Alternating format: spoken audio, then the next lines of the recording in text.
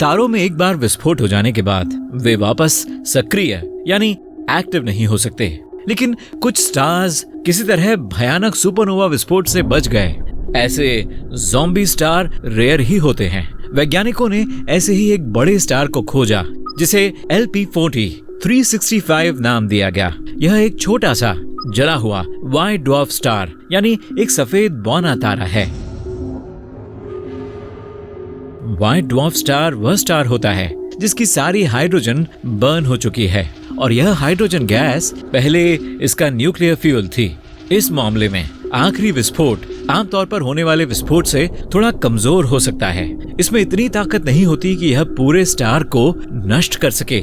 यह एक ऐसा स्टार होता है जो फटना तो चाहता है लेकिन ऐसा कर नहीं पाता क्योंकि उसके मैटर का पार्ट अभी तक बचा हुआ होता है। ऐसा ही एक ज़ॉम्बी स्टार व्हाइट ड्वार्फ हुआ करता था या किसी विस्फोट के बाद बचा कुचा हिस्सा था। इसने दूसरे स्टार से खींचकर अपने अंदर इतना सारा मैटर ठूंस लिया और हैरानी की बात यह है कि ये फिर से फटने के लिए तैयार हो गया।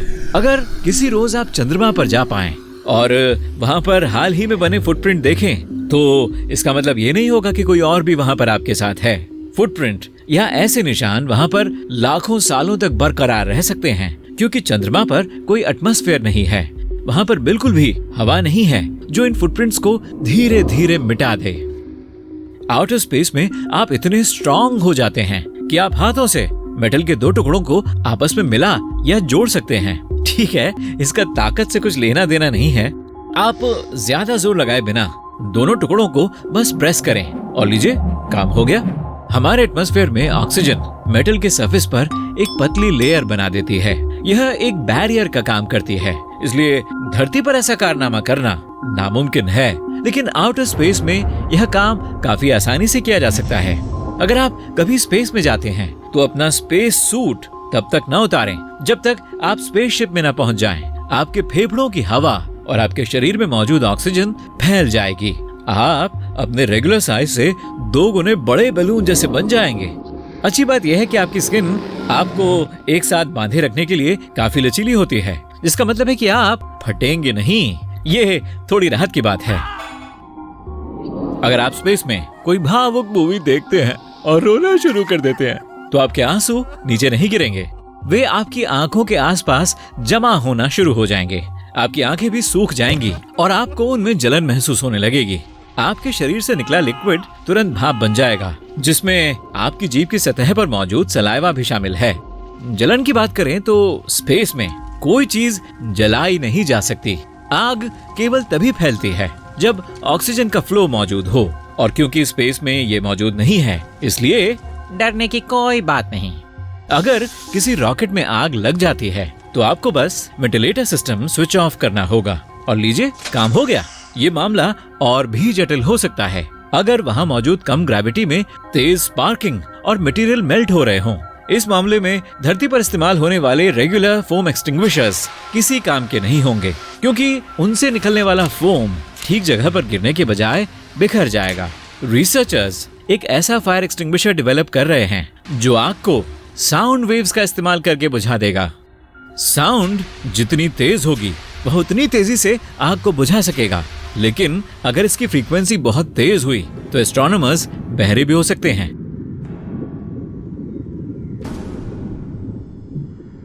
ब्लैक होल कोई भूखा भटकता हुआ मॉन्स्टर नहीं है और इसकी ग्रेविटी इतनी स्ट्रांग होती है कि इससे कुछ भी नहीं बच सकता। जब कोई चीज इसकी पकड़ से बाहर निकलने वाली पोजीशन में आती है, जिसे इवेंट होराइजन भी कहा जाता है, तो वह गायब हो जाती है। फिर उसके लौटने का कोई रास्ता नहीं है। लेकिन क्वांटम फिजिक्स का दावा है कि डेटा को कोई भी तबाह नहीं कर सकता। तो ये वाकई में एक सच्चा विरोधाभास है। स्टीफन हॉकिंग्स ने आइडिया दिया था कि कैसे ब्लैक होल्स के पास असल में इवेंट होराइजन नहीं होता। क्या वहाँ पर कोई काल्पनिक होराइजन है? ये चीजों को केवल थोड़े समय के लिए ट्रैप करते हैं। इसके बाद ट्रैप की हुई एनर्जी किसी तरह बच निकलती है, लेकिन एक अलग रूप में। जब कोई चीज ब्लैक होल में जाती है तो उसका शेप चेंज हो जाता है और वह स्पेगेटी की तरह खिंच जाती है। ऐसा इसलिए होता है क्योंकि ग्रेविटेशनल फोर्स ऑब्जेक्ट को एक डायरेक्शन में स्ट्रेच करने की कोशिश करता है और उसी वक्त इसे दूसरे डायरेक्शन में स्क्वीज भी करता है। एक पास्ता पैराडॉक्स की तरह है। मान लीजिए कि कोई ऐसा ब्लैक होल है जो एकमात्र एटम जितना बड़ा हो, तो उसका मास असल में एक बड़े पहाड़ जितना होगा।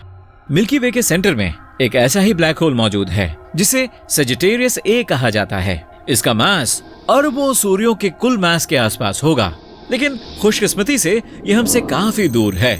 हमारे प्लेनेट के ऊपर एक सॉफ्ट बॉल के साइज के 23,000 से ज्यादा स्पेस जंक यानी कि अंतरिक्ष के कबाड़ के टुकड़े उड़ रहे हैं।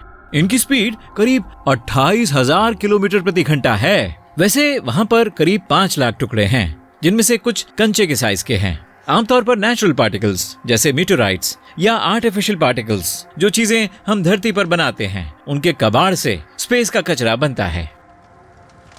मीटोराइट्स सूर्य का चक्कर लगाते हैं, जबकि इंसानों का बनाया हुआ कचरा हमारे प्लेनेट का चक्कर लगाता है। उदाहरण के लिए हमने दुनिया भर से 9,000 स्पेसक्राफ्ट लॉन्च किए हैं, जिनमें सैटेलाइट्स और रॉकेट शिप्स भी शामिल हैं। जितनी तेज स्पीड से ये घूम रहे हैं, इतनी तेज स्पीड पर एक छोटा सा टुकड़ा भी किसी स्पेसक्राफ्ट को डैमेज कर सकता है। Galaxy, planet, comet, asteroid, stars, space bodies ऐसी चीजें हैं जिन्हें हम स्पेस में देख सकते हैं, लेकिन वे कुल यूनिवर्स का बस 5% हिस्सा ही हैं। स्पेस की एक सबसे बड़ी मिस्ट्री डार्क मैटर है।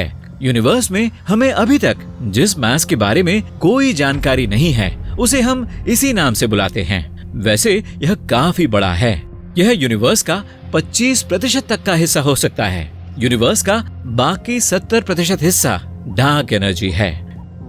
वैज्ञानिक इसके बारे में ज्यादा नहीं जानते, लेकिन वे मानते हैं कि डार्क एनर्जी पूरे यूनिवर्स के बढ़ते एक्सपेंशन की वजह है, जबकि डार्क मैटर इसे स्लो करता है। डार्क मैटर न तो हमारे काम करने वाले किसी तरीके से हमसे बात करता है और न ही ये खुद से इंटरैक्ट करता है। अगर यह करता तो शायद हम dark matter Galaxy, dark matter planet या अन्य किसी ऐसे ऑब्जेक्ट्स को खोजने में कामयाब होते।